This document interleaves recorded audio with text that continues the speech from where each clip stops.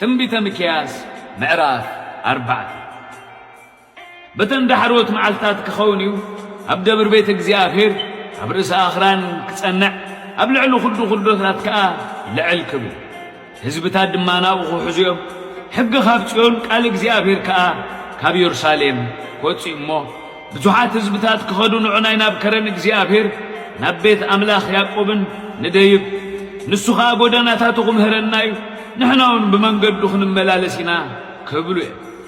ኣብ መንጎ ብዙሓት ሕዝብታት ክፈርድ ንብርቱዓት ሕዝብታት ድማ ክሳዕ ርሑቕ ክዳን እዮም። ንሳቶም ከዓ ኣስያፎም ንማሕረሻታት ኲናቶም ድማ ንጎዘሞታት ክሰርሕዎ እዮም። ሕዝቢ ኣብ ልዕሊ ሕዝቢ ሰይፊ ኣይከልዕልን ደጊምሲ ውጋ ኣይክመሃሩን እዮም። እግዚአብሔር ጐይታ ሰራዊት ተዛሪቡ እሞ ነፍሲ ወከፍ ኣብ ትሕቲ ተኽሊ ወይኑን ኣብ ትሕቲ ኦም በለሱን ክቕመጥ ዘፍረኾ ከዓ የልቦ ኩሎም እቶም ሕዝብታት ነፍሲ ወከፎም ብስም ኣምላኾም ክመላለሱ እዮም። ንሕናውን ንዘለዓለም ብስም እግዚአብሔር ኣምላኽና ክንመላለስ እዩ። በታ መዓልቲ እቲኣ ነታ ሓንካስ ክክባ ነታ ተሰጐትን ነታ ዘጨነቕክዋን ክሕብረን እየ ይብል እግዚአብሔር። ነታ ሓንካስን ተረፍን ነታ ናብ ርሑቕ ተሰጐት ከዓ ብርቱዕ ሕዝቢ ክገብረን እዩ። እግዚአብሔር ድማ ኣብ ልዕሊኦም ኣብ ከረን ጽዮን ካብ ሕጂ ንዘለዓለም ክነግስ እዩ። ኣታ ግንቢ መጓሰ ኣታ ኹርባ ጓል ጽዮን ናባኻ እትመጽእ እወ እታ ጥንታዊት ግዛት እታ መንግሥቲ ጓል ኢየሩሳሌም ክትመጸካ እያ። እምበኣርሲ ስለምንታይ ዳ ዓዊል ክትጭድሪ ከም እትሓርስ ሰበይቲ ቅለውላው ዝሓዘክስ ንጉሥ ዶ ኣብ ማእከልኪ የለን? መኻርዶ ጠፊኡ እዩ። ኣቲ ጓል ጽዮን ሕጂ ካብታ ኸተማ ክትወፂ ኣብ መሮር ከዓ ክትሰፍሪ ክሳዕ ባቢሎን ድማ ክትመጺ ኢኺ። ኣብኡ ክትድሕኒ ኢኺ።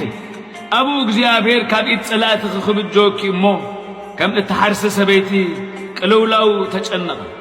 ሕጂ ከዓ ትርከስ ዒንትና ድማ ናብ ጽዮን ይጠምታ ዝብሉ ብዙሓት ሕዝብታት ክእከቡኺ ንሳቶም ግና ሓሳብ እግዚአብሔር ኣይፈልጡን ምኽሩን ኣየስተውዕሉን።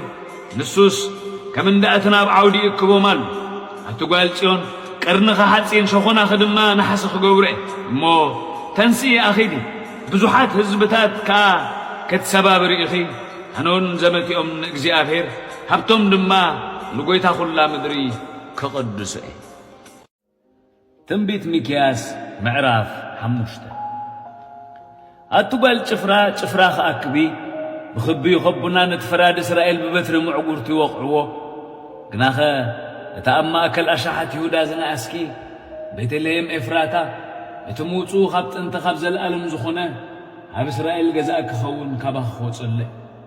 ስለዚ ክሳዕታ ወላዲት እትወልደሉ ዘመን ኣሕሊፈ ኽቦን ሽዑ እቶም ተረፈ ኣሕዋቱ ናብ ደቂ እስራኤል ክምለሱ እዮም። ንሱ ብሓይሊ እግዚአብሔርን ብግርማ ስም እግዚአብሔር ኣምላኹን ክቖምን ክጓስኑ ሽዑ ንሱ ክሳዕ ወሰን ምድሪ ዓበይ ክኸውን እሞ ንሳቶም ክነብሩ እዮም። ንሱ ሰላም ክኸውን እዩ።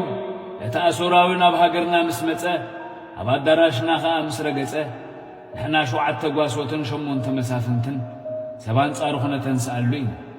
ንሃገር ኣሶር ብሰይፊ ንሃገር ኒምሮድ ካብ ደጌታት ከጥፍዎን ንሱ ናብ ሃገርና ምስ መጸ ኣብ ኖብና ድማ ምስ ረገጸ ካብቲ ኣሶራዊ ኸናግፈና እዩ።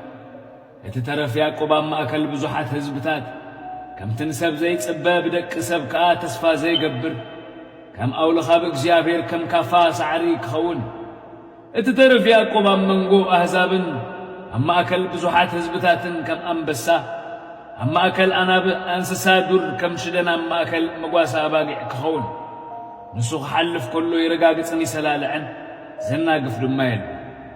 ኢድካ ኣብ ልዕሊ ተጻረርትኻ ልዕል ትብል ኩሎም ጸላእትኻ እውን ይጸንቱ። እግዚአብሔር ከምዚ ይብላ ኣሎ በታ መዓልቲ እቲኣ ክኸውን እዩ ነፍራስካ ካብ ማእከልካ ኸጥፍኦም ንሰረገላታትካ ኸ ክሰባብሮ እየ ንኸተማታት ሃገርካ ኸጥፈን ኹሉ ዕርድታትካ ድማ ኸፍርሶ እየ። ካብ ኢድካ ኣስማትነት ከጥፍየ ጠንቈልትኻ ኣይክህልውኻን ነቲ ጽሩብ ምስልታትካን ሓወልትታትካን ካብ ማእከልካ ኸጥፎ እየ። ድሕሪ ዝውን ነቲ ስራሕ ዕዳውካ ኸይትሰግደሉን ኢኻ። ነተን ኣስታቲርካ ካብ ማእከልካ ኸምንቁሰን ንኸተማታትካ ኸ ከፍርሰን እየ። ኣብቶም ዘይሰምዑ ሕዝብታት እውን ብቁጣዕን ብነድርን ሕነኽፈዲ። ትንቢት ሚክያስ ምዕራፍ 6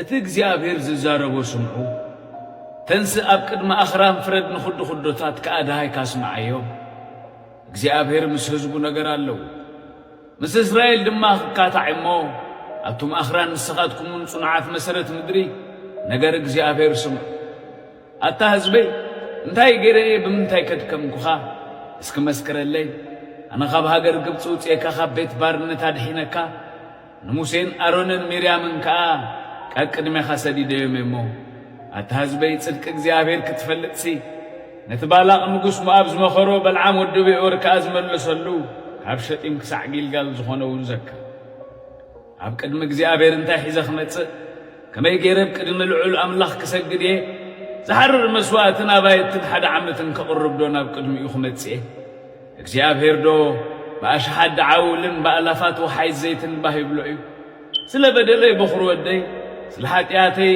ነፍሰይ ካፍረ ኽርሰይ ክውፍየ ኣታሰብ ንሱ ሰናይ ዘበለ ፍለጠካ እግዚአብሔር ሲ ቅንዕና ክትገብር ምሕረት ከዓ ክትፈቱ ምስ ኣምላኽካውን ብትሕትና ክትመላለስ እንተዘይ ኮይኑስ ካባኻ ዝደልዮ እንታይ ዳሃይ እግዚአብሔር ነታ ከተማ ይጽውዓ ጥበብ ከዓ ንስምካ ክትርእያ ነተሻቦጥን ነተዘዳለወን ስምዑ እቲ መዛግብ ረሲእነትን እቲ ጽዩፍ ጎደሎ ኤፎድን ገና ኣብ ቤት ረሲኣሎ እዩ ኣነ ዶ بميزان رسينتن بتخرصي طبار ممزن نصح كخوني اتوم هبتامات عمق زملو يوم اتوم اب ازنبرو دم حسوت يزاربو لسانو مناب افم متالليت سلازي انا دما بسرحاتيات كخساعتو تدكمن تفرسن كوقعك نسخات بلع غنا خيت تصقبن وردتك وشتي كخونيو تهز غنا خ ايتدحنن اتزدحن كايو خا ناددا سيفهم الطوي نسخات زرق غنا خيت عتصدم فرقاو لع تغد غنا خزيتي تلك كل عوينون تصمق وين غنا يتست انا ناخي مسكحين توما ازنبرو خا نفاص اخبرسي سرعات امورن كل قبرت بيت اهابن يحلون نسخاتكم دما بمخرم تملالسوا لهم مو صرف حزبي كتصوري